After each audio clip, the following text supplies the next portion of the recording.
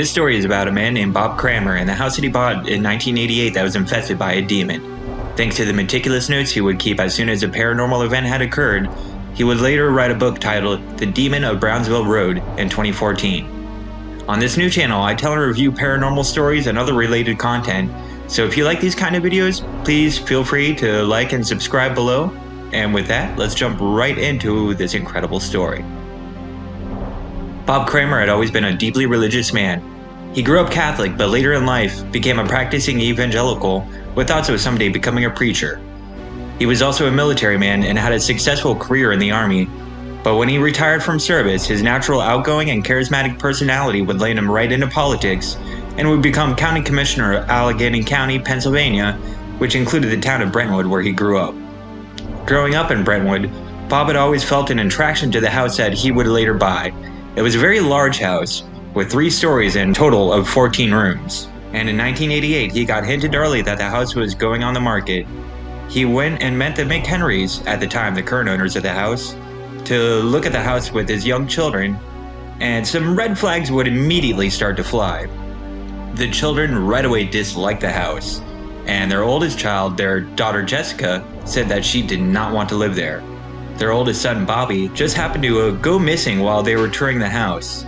They found him a while later on the back staircase crying hysterically, but he was too young to vocalize exactly what happened to him. Mrs. McHenry asked him what it was that he saw, and Bob and his wife Lisa thought it was strange that she assumed that Bobby had seen something. Bob met with Mr. McHenry to put an offer on the house. He was pretty shocked when they immediately jumped on Bob's first low-ball offer and accepted it quickly. So moving day is December 12th, 1988. That day they took a now famous picture of their son on the patio of the house that would actually become the cover of their future book. Bob described the atmosphere of the house as oppressive and immediately noticed some strange things happening, but nothing that was too alarming at first. For instance, their oldest son, Bobby, who was 3 years old at the time, who slept in the infamous room of the house called the Blue Room because of its blue wallpaper and carpet, refused to sleep in his own bed at night. He would instead be found sleeping on the floor of his walk-in closet. He slept in there so often, in fact, that the Cranmers would just eventually move his mattress in there. Any sort of activity in the house was relatively mild until one day Bob found a small metal box that looked relatively new, considering the age of the house, that was buried by some rose bushes when he was gardening. Inside it were rosary beads and some other religious medals. Thinking that it was probably the McHenrys, the previous owners of the house, Bob called them and asked them about the box, and their only response to him was an emphatic, "Just put it back, Bob." This method of burying a box filled with religious medals is often used by priests to bless the 4 corners of a property. Soon after, Bob's wife Lisa called to ask a priest to bless her new home. As the priest was going from room to room doing his blessing, he was about to go into Bobby's room, the Blue Room, when Bobby stood in front of the door, blocking the priest's way. Bobby was insistent on not letting the priest in. When his father told him that it's alright and to let the priest in, Bobby strongly said, "No, he can't come in. I won't let him." The priest just kind of smiled and skipped the room and threw some holy water over the shoulder into the room, and they all just kind of laughed and just shrugged it off as, he's being a 3-year-old. Now, according to Bob Cranmer, this is when the activity around the house started to become more frequent and noticeable. The basement was one such hotspot where lights were constantly on even after being turned off, and the furnace would also be lit, with a wooden chair placed right in front of it. Bob's wife Lisa would also say that there was a very pungent smell of something close to ammonia or urine down there as well. One very particular occurrence was in the coat closet underneath the staircase. One thing that you will hear very, very often throughout this video. Bob would find the pull chain for the light in the closet wrapped around the bulb itself. Once he tried an experiment, tying his rosary beads to the end of the chain, and later found that the beads had been removed, placed on a coat hanger next to it, with the chain wrapped around the light bulb. The kids in the house would also hear things like knocking and footsteps in the hallway during the night. At 6 years old now, Bobby would begin sleeping in his parents' room more often, coming in at night complaining to them that he would hear ghosts moaning. One time, he even had the blanket he was hiding under while scared ripped off of his bed, and he saw a figure that he said looked like the Grim Reaper standing in front of his bed. Everyone in the house would eventually end up seeing this figure. It would either take the form as a shadowy Grim Reaper figure type that Bobby saw, or as a very solid human-looking entity with a black cloak and long jet black hair. Now, in cases involving demonic infestations, one very regular tactic that they use is making noises and showing themselves as these foreboding figures as a way to mentally break down their hosts. With families, this can also cause a rift to form between certain family members and increasing the amount of negative energy in the house. This negative energy is what they feed on, and it's what makes them stronger. In the early 2000s, Bob would retire from his successful political career and start working in the private sector. The Cranmers had 4 children at this point, all attempted to be raised very religiously.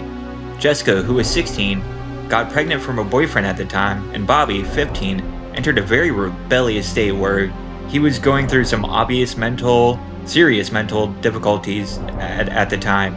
He began stealing, self-harming, and becoming physically violent towards his family, especially towards his mother and father.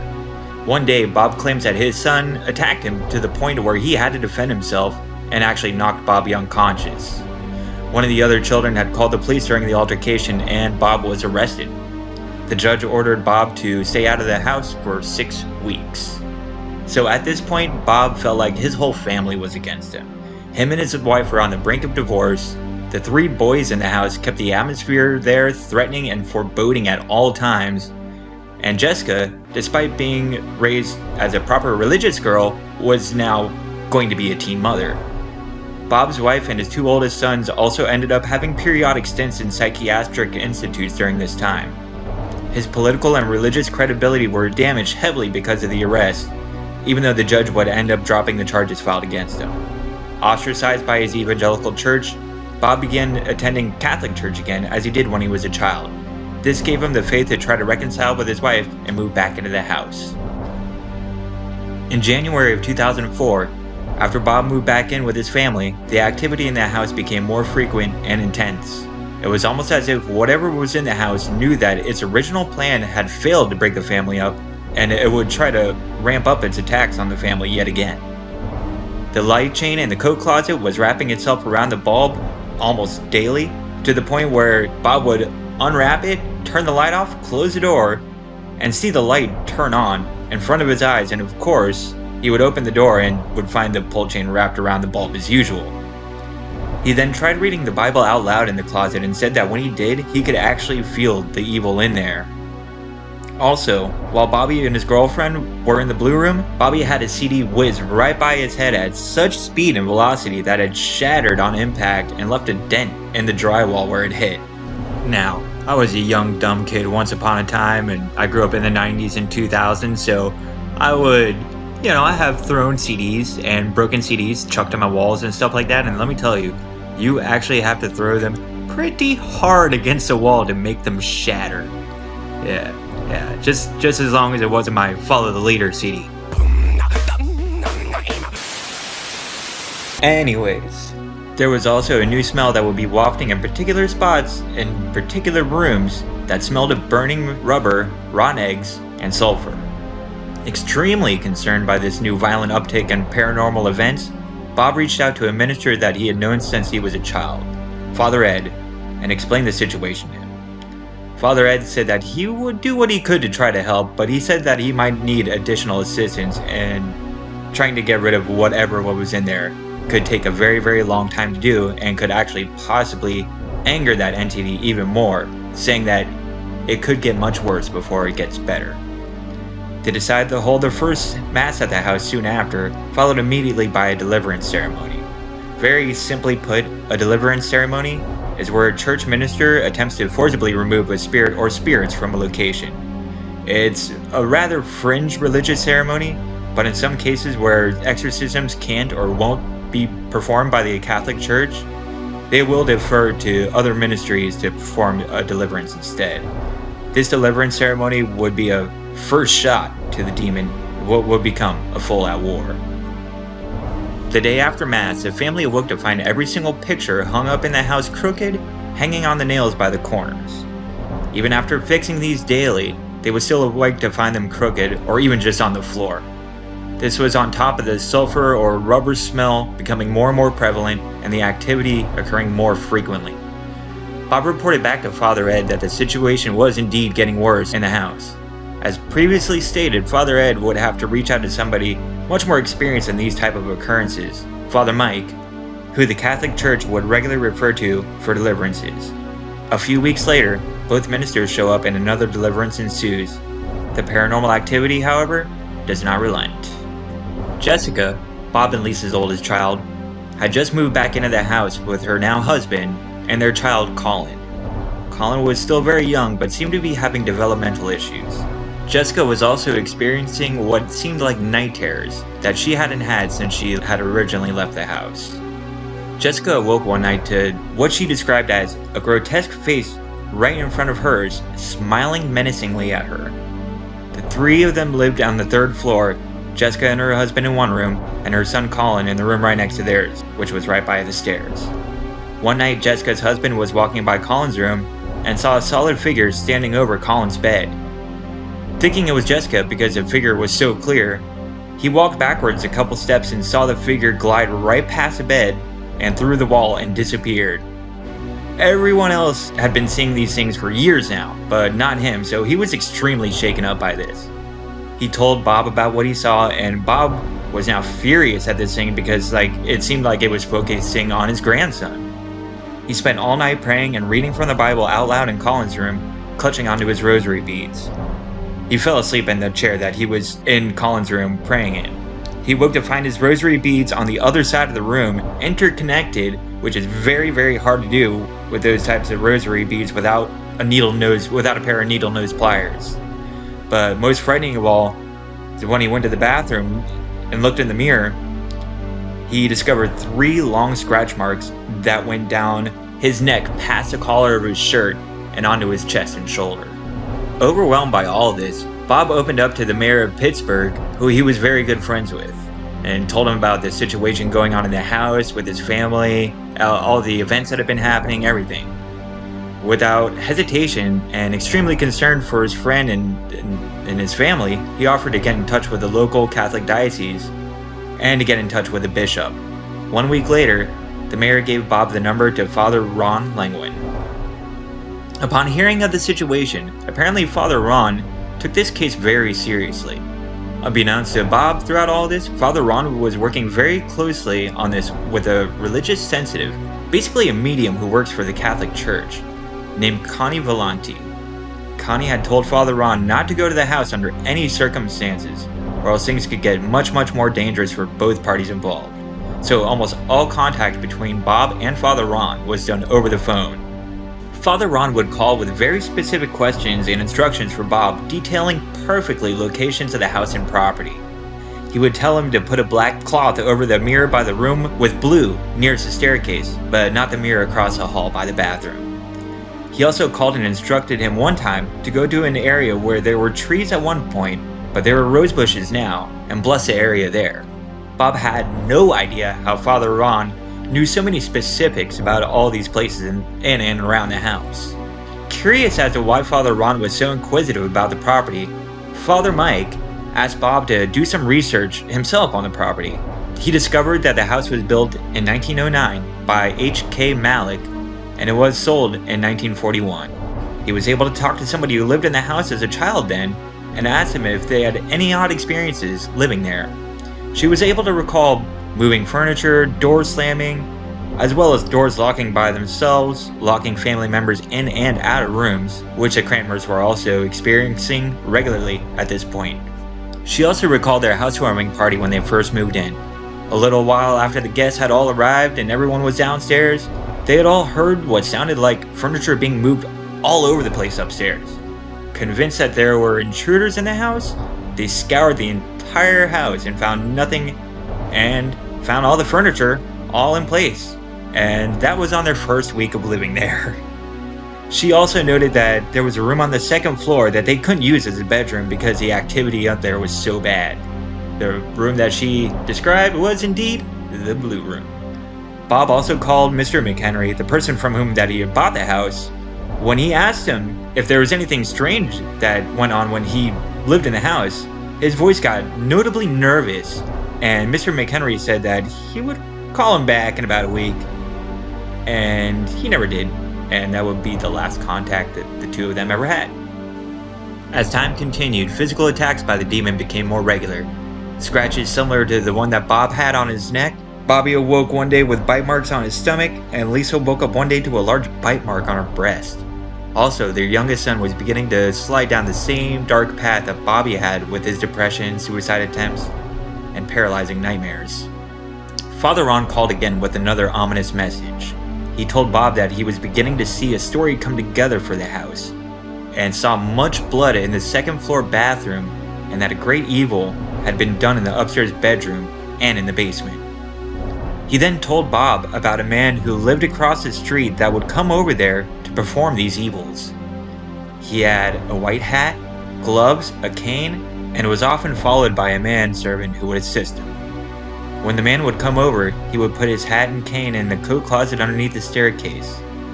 He only identified this man as Dr. M. Dr. M began as a pediatrician in the 1910s, but in the 20s and 30s, he moved to the field of illegal abortions and conducted these procedures during that period. The seclusion of the house made it ideal for women to be dropped off there discreetly. The procedure itself would be performed in the second-floor bedroom or the blue room. The blood would be drained down the bathroom across the hall, and since many of the abortions were late-term, the fetuses would often be burned in the furnace and buried outside, next to the 2 trees that had since been cut down and replaced with rose bushes. After giving Bob this disturbing information, Father Ron gave Bob a choice. Either move out of the house quickly, or stay and try to fight, which could take possibly years. After a lot of deep thought, Bob decided to stay and fight. As the weeks went on, multiple deliverances and purification ceremonies were performed. Things would calm down initially after the ceremonies for about a week, and then pick up even harder afterwards. It was almost like the demon was hiding somewhere, trying to regain its energy after these rituals being performed. Then one day, Bob's grandchild, Colin, who was 2.5 years old at this time, was walking past the blue room when Bob was waiting for him right downstairs. When passing the doorway, the child sharply turned, facing the room, and then started screaming bloody murder. Bob swept him up quickly and brought him downstairs, all the while Colin was screaming, "Monster! Monster! Monster will get me!" Bob felt that between that incident and the one where the demon was standing over his bed, coupled with all the new information about what had happened at that house, that it was no longer safe for Jessica and Colin to be there. He got them a duplex close by, out of fear for his grandson, and then moved them into that house. It was also after that event, Bob began reading from his Bible, praying, and even playing Mel Gibson's The Passion on loop, 24 hours a day, 7 days a week, in his house for 7 straight months. Either in the blue room or wherever else they could catch the demon's signature smell of burning rubber and sulfur. Also, Lisa began saying that the ammonia or urine smell was beginning to follow her around the house now, and that she would find strange, bubbly puddles of what looked to her as what she described as birth fluid would appear next to her on the floor. Soon after the birth fluid started appearing on the floors, something else started appearing as well. A liquid that looked like blood began appearing on the walls, appearing like it had been splattered from floor to ceiling, but it was only on the walls. Sometimes in places that would only be accessible by ladder, like an extension ladder inside the house, but it was never splattered on the ceiling, which would be very difficult to accomplish by a person. Not that Bob believed anyone in his house was actually doing anything like that. After telling Father Ron about these new, horrifying events, he told Bob to get in touch with Ryan Buell at Penn State's Paranormal Research Society. That team would later be featured on A&E's show called Paranormal State. And this was the very first serious case that team had actually encountered. I also made a short video about Ryan Buell's very interesting life so far, so if you want to see it, go ahead and click on that little card right about there. And I'll also have a link for it in the description as well.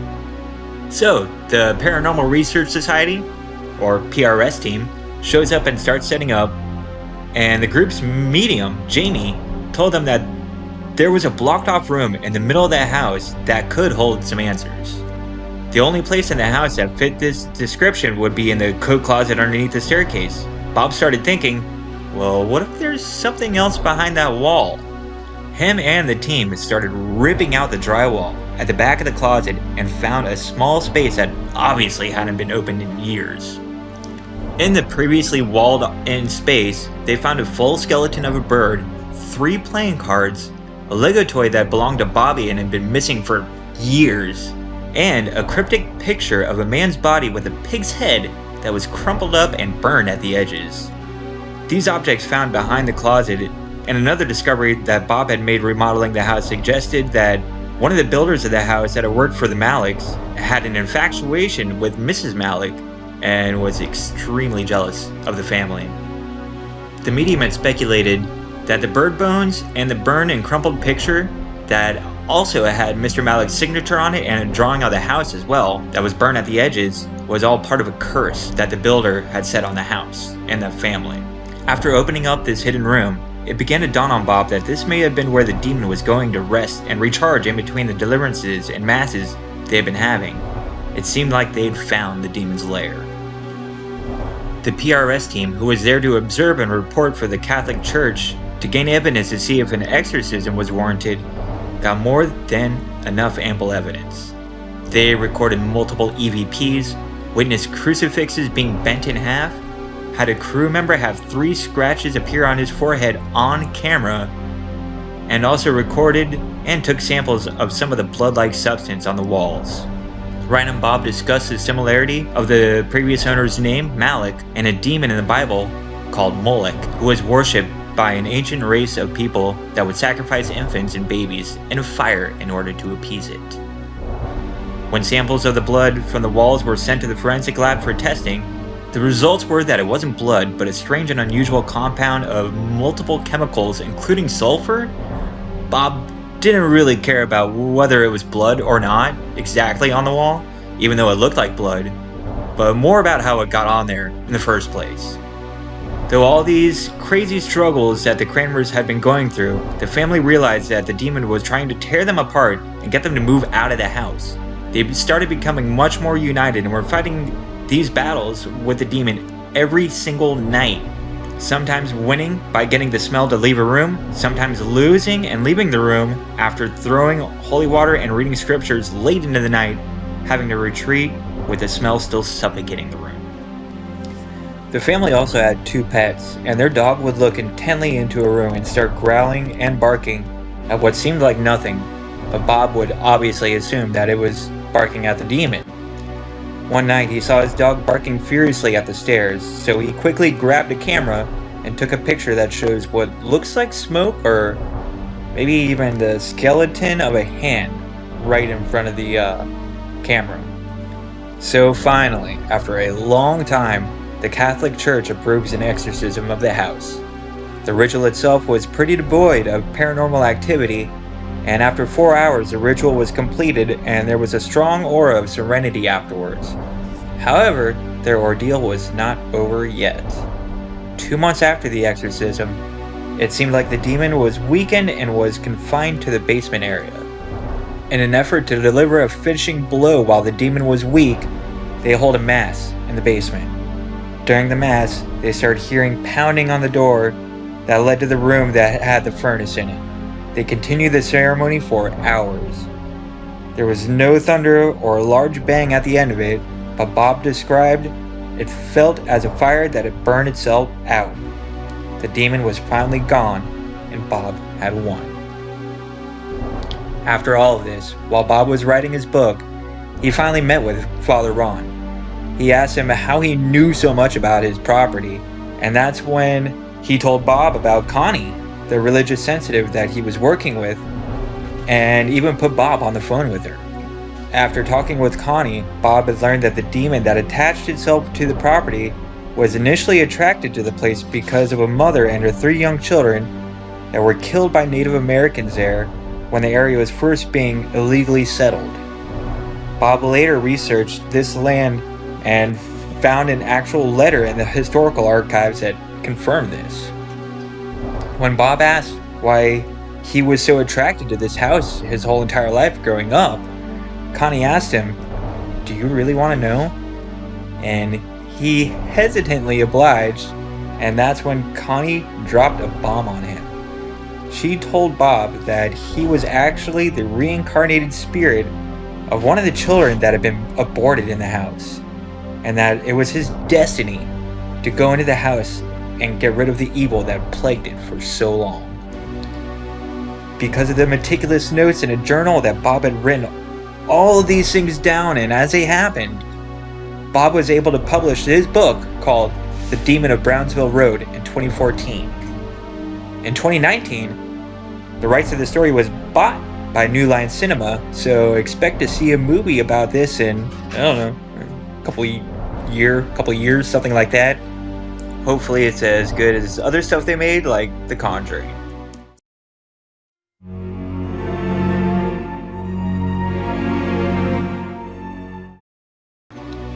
So before I start with this review, I just want to let you know that the source material for both this story and for the review that I'm about to do is the book itself, The Demon of Brownsville Road, published in 2014.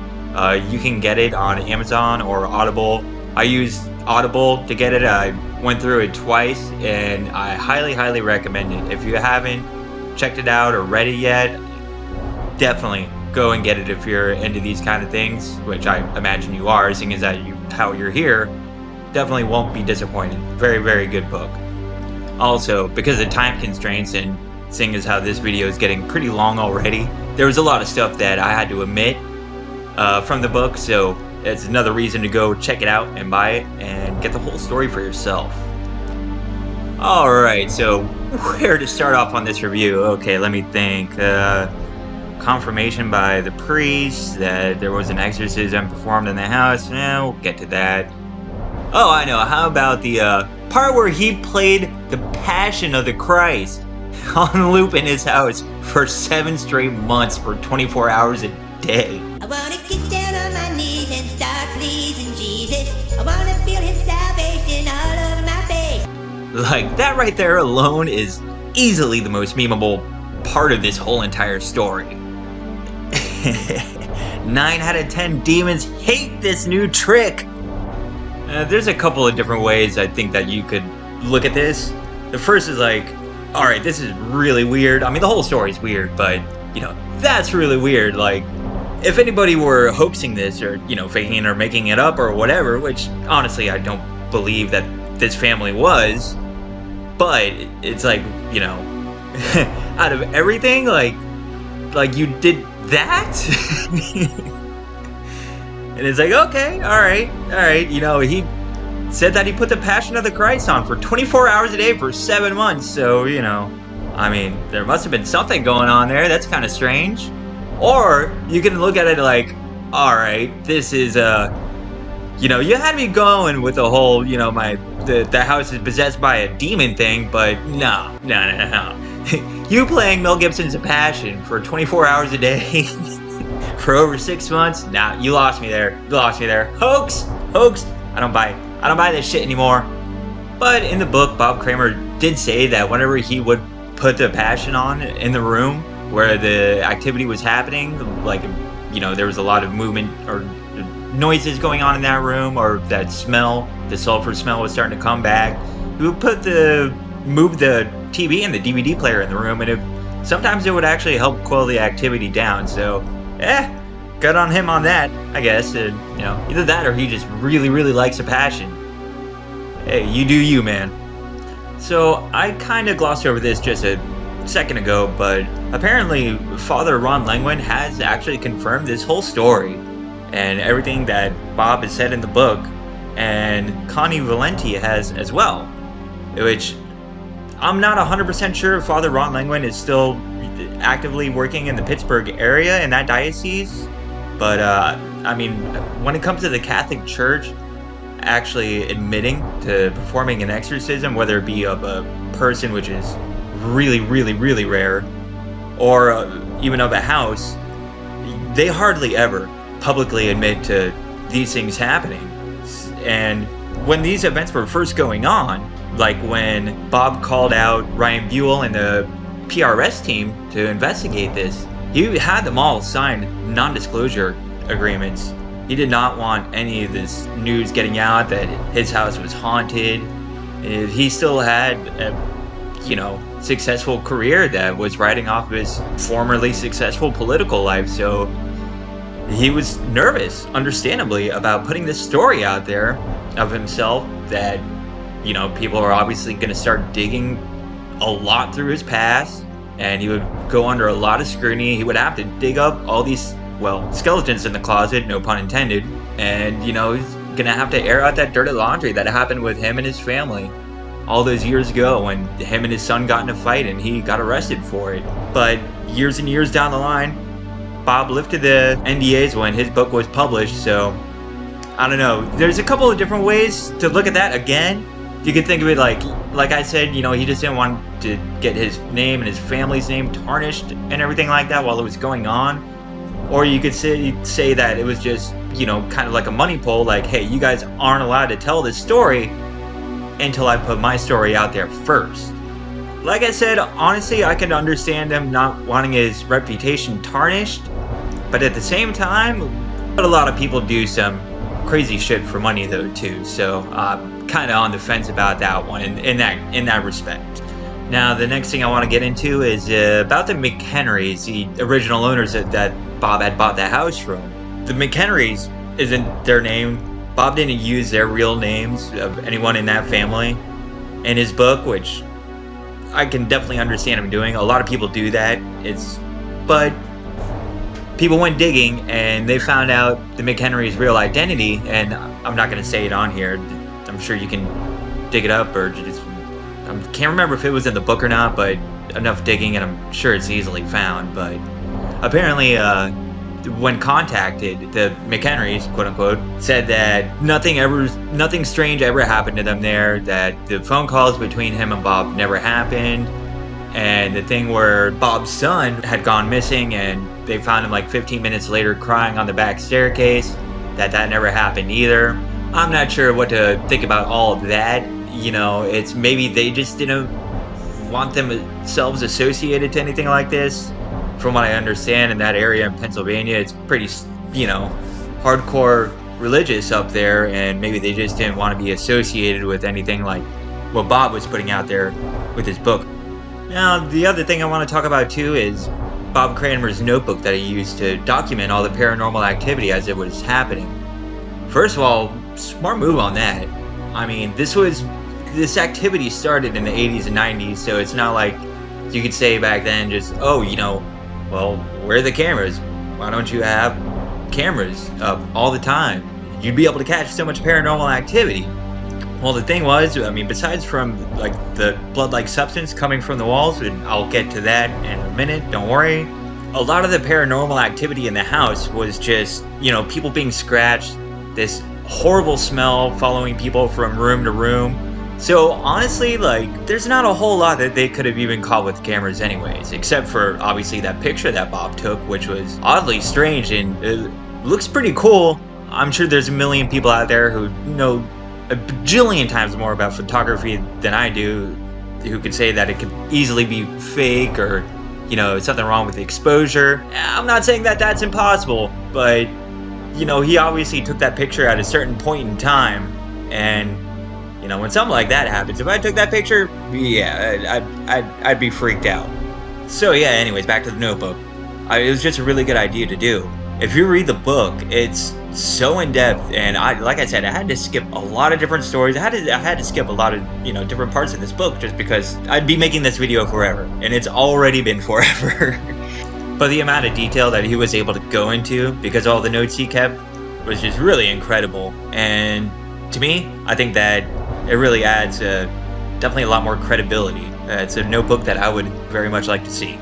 Now, for the blood or blood-like substance on the walls, this is actually something that I've found a couple different conflicting stories over, because I believe it was in Bob's book that said that when the test results came back, that it said that it was an unknown substance that actually did contain skin cells and traces of sulfur and, you know, some weird stuff like that, but it wasn't actually blood.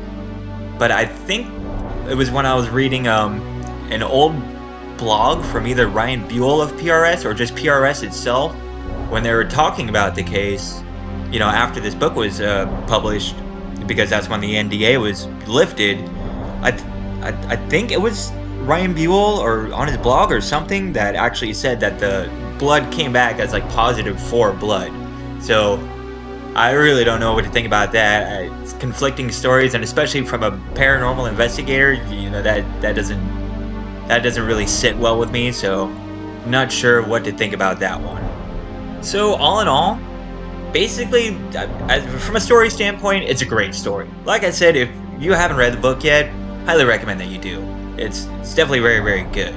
As to whether or not I believe that these events actually happen, yeah, I do. You know, I've read some of the hoax series online and everything like that, and you know, there's some things I guess that can be debunked, but definitely not everything. And especially when the Catholic Church is involved and they actually admit to an exorcism being performed at a house, that's very rare, and it adds a whole nother level of credibility onto this whole entire story, really.